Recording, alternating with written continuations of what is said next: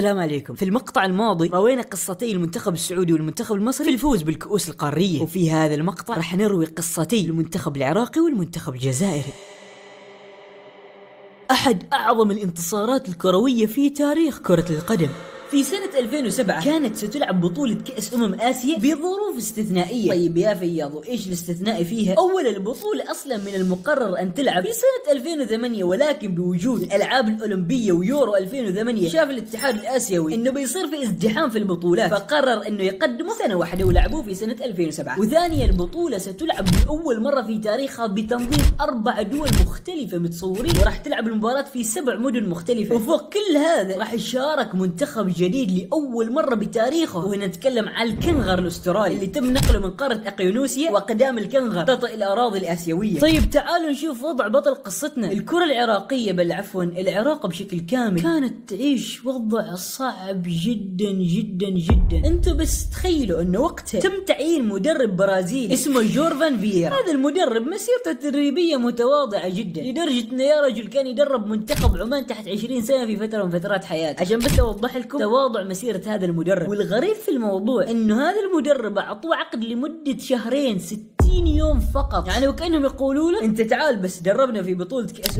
آسيا، من بعد يقول له خلاص اللي بيننا انتهى. انت تخيل كيف مدرب راح يحقق النجاحات بهذا العقد الصغير. تخيل انه اول حصة تدريبية سواها المدرب الجديد فييرا حضرها بس 6 لاعبين. ايوه سمعتني صح، 6 بس. طيب يا فياض وين باقي اللاعبين؟ باقي اللاعبين ما كانوا فاضيين، كانوا لأقاربهم فاقدين بسبب الحرب اللي كانت ناشبة وقتها. يا رجل أخصائي العلاج البدني للمنتخب العراقي توفى بانفجار قبل سفر المنتخب العراقي للبطولة بيومين 2 فقط. انت مستوعب انه اول مرة اللاعبين يشوفوا مدرب فييرا كان في الأردن في عمان، حيث انه ما كان مسموح انه يلعبوا مبارياتهم ابدا في العراق بسبب مثل ما قلت لكم الحرب اللي كانت وقتها فيها، وتم نقل جميع مباريات العراق الى الامارات. تخيل كيف كان وضع اللاعبين العراقيين في تلك الفترة. اصلا معظم اللي راحوا في تلك البطولة كانوا من الفريق الاولمبي، وكم واحد من الاسم الفريق المنتخب العراقي الاول. تخيل انه اكبر واحد سافر مع المنتخب كان عمره 26 سنة، وكان متوسط اعمار اللاعبين العراقيين 24 سنة فقط. ولا مش بس كذا، كل لاعب كان هو اللي حاجز بنفسه بايده تذاكر السفر عشان يروحوا لتايلاند ارض اقامتهم في البطولة. تخيلوا قد ايش كان المنتخب مفكك وقتها من ضرب الجنون حرفيا. اتوقع انه هذا المنتخب يوصل يا رجل الى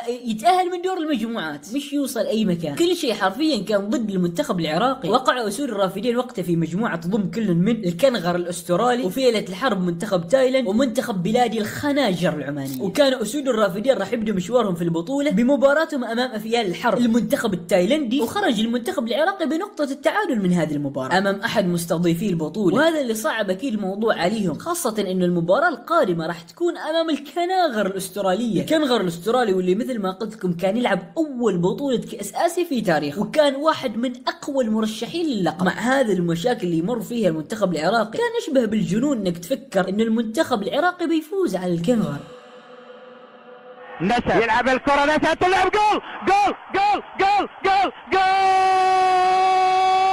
للعراق. عربية الخطرة هدف التعادل. حلوة من نشد، ممكن في هذه الكرة جول جول جول جول جول. حطها ور حطها المغوار. ممكن الثالث خلصها جول.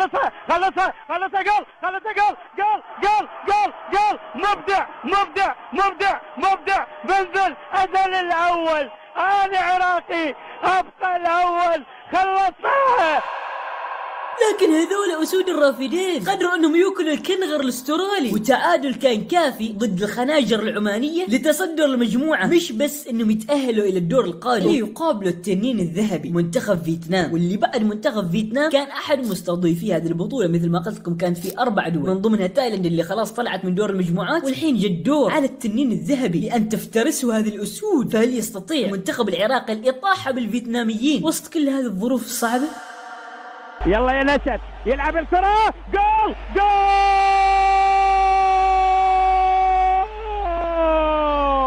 السفاح يونس جول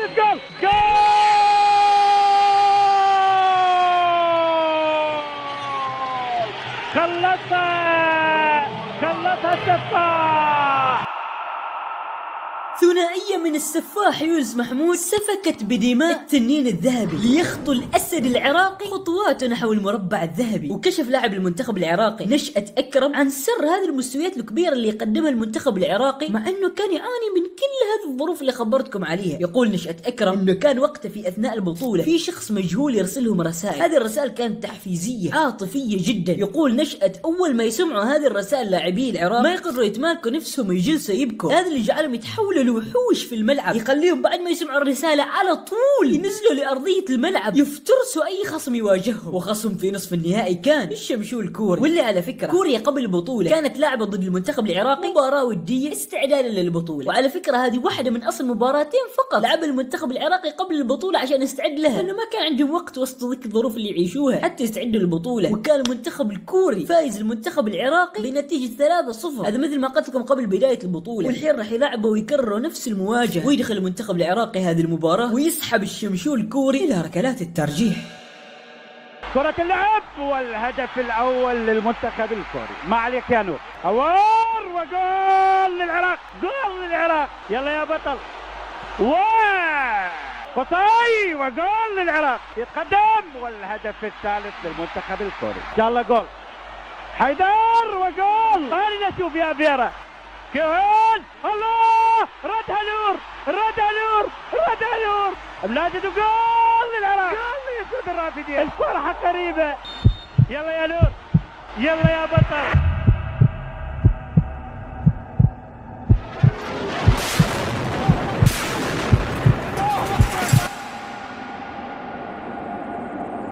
يلا يا نور، يلا يا نور، يلا يا نور، انتهى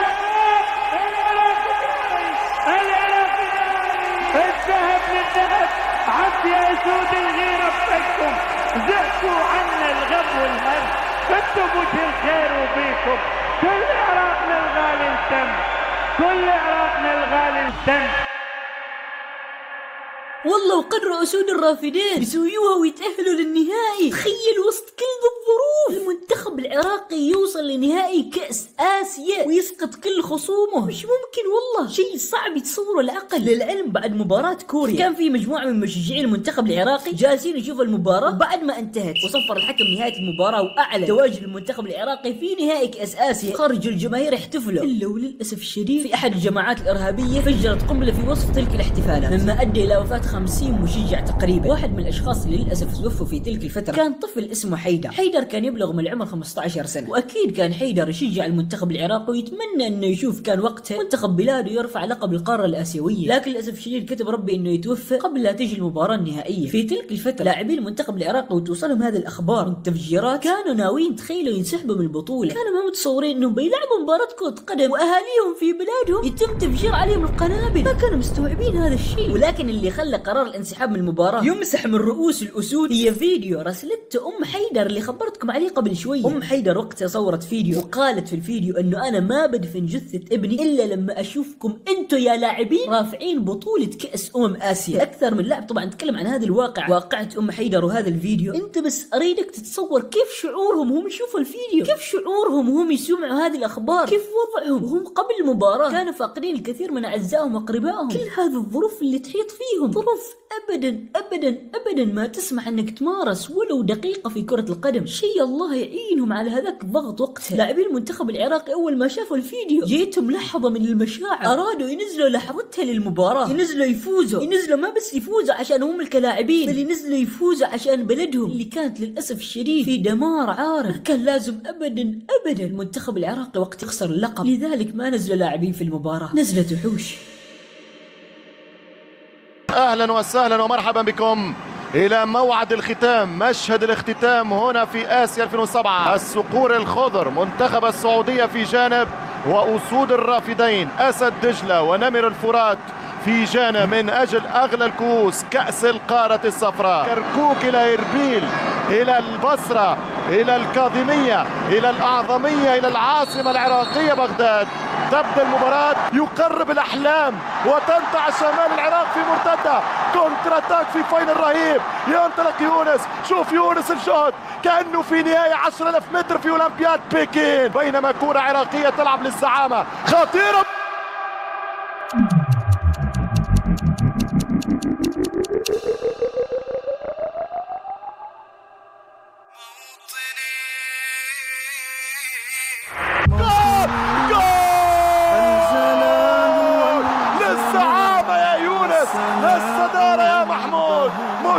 مش ممكن خطف الخروج من الحارس ياسر مسلم، خروج من الحارس ياسر مسلم، وفييرا هو العريس.